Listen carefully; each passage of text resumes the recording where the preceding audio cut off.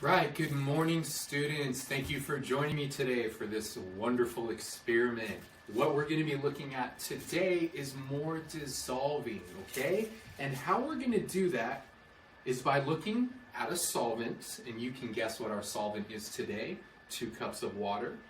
And then we're going to add some solutes into that because we know to get a solution we need a solute and a solvent. But as we've been discussing more and more, do all substances dissolve into a solvent? And so with calcium chloride and salt today, we are going to investigate that.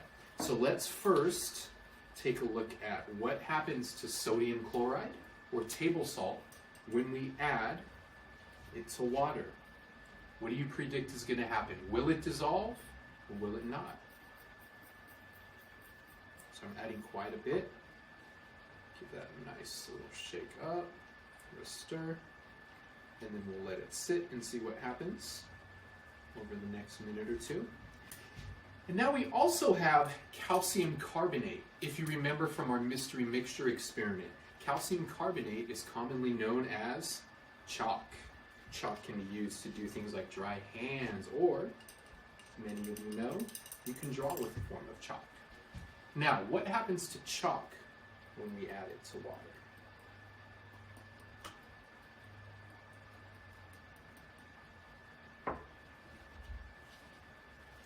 Here are our 2 cups. We'll bring them up a little closer momentarily, but we will give it some time to see if it in fact dissolves. And remember, as I move this water around, the solvent particles are surrounding the water molecules. If in fact our solutes dissolve.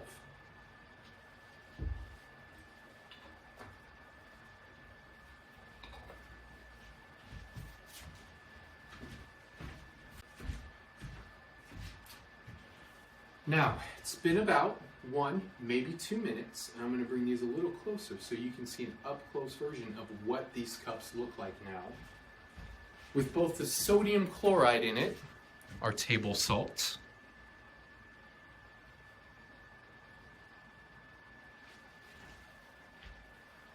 and now our calcium carbonate, so chalk.